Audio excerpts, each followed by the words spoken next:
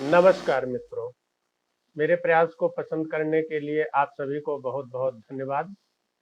मित्रों, यदि हम गांव के रहने वाले हैं तो अभी तक हमारे पास गांव के अंदर जो आबादी होती है उसमें हमारा मकान बना या कोई जमीन हमारी पड़ी हुई है तो उससे संबंधित हमारे पास कोई प्रपत्र नहीं होता था। यानी ये हम कह सकें कि ये कागज ये मेरा मकान है, यानी कोई स्वामित्व से संबंधित कागज नहीं होता था, जिससे बहुत तरीके के विवाद उत्पन्न होते थे कि कितना प्लाट वो है, नाली किधर जानी चाहिए। तो इस तरीके से बहुत विवाद होते थे। इन सब विवादों को खत्म करने के लिए भारत सरकार ने एक स्वामित्व योजना चलाई, जो बहुत अच्छी योजना है। जो भविष्य में उत्पन्न होने वाले जो विवाद है वो भी सब सुलझेंगे। तो इसके तहत जो है उत्तर प्रदेश में आबादी सर्वेक्षण का कार्य चल रहा है। इसके लिए हमारे कई मित्रों ने पूछा है कि इससे संबंधित विधिक प्रक्रिया क्या है और ये किस तरीके से हो रहा। मान लिया अगर हम उस सर्वेक्षण से संतुष्ट नहीं है तो हम कहाँ आपत्ति दाखिल करें।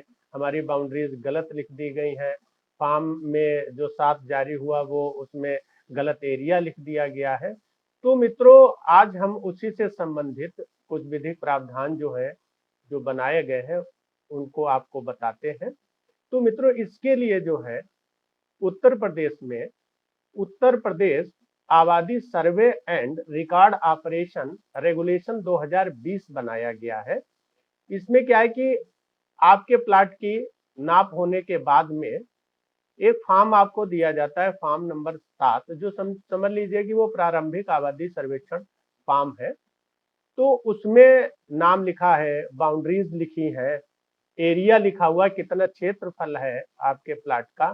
तो अगर वो रिकॉर्ड सही नहीं है या कुछ गलत नाप हुई और आप इससे संतुष्ट नहीं है तो आपको आपत्ति कहाँ दाखिल करनी चाहिए।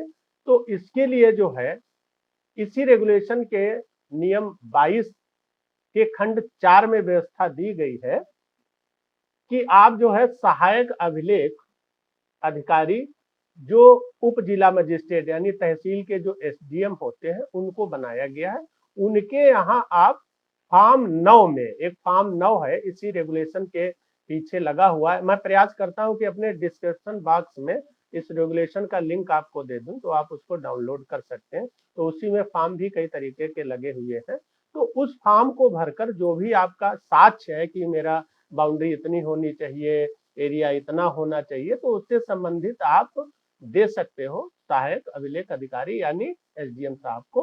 तो वो सुनवाई का मौका देंगे। मान लिया दूसरा भी पक्षकार है जो कहता नहीं हमारा इतना ये, तो सुनवाई का मौका देने के बाद वो उसका करेक्शन कर देंगे कि हाँ इतना है। अब अगर आप उससे भी असंतुष्ट हो कि नहीं ये गलत किया है, सहायक अभिलेख अधिकारी ने ऐसा होना चाहिए, तो आप जिला अभिलेख अधिकारी यानी जो जिला मजिस्ट्रेट होते हैं उनके यहाँ आपत्ति आप लगा सकते हैं 15 दिन के अंदर, जो आदेश सहायक जिला ऑफिसर करेंगे। तो मित्रों, ये एक बहुत ही अच्छी योजना है। फॉर्म 10 में सब ऑब्जेक्शन का निस्तारण होने के बाद में आपको एक घरौनी जारी की जाती है यानी ग्रामीण अभिलेख।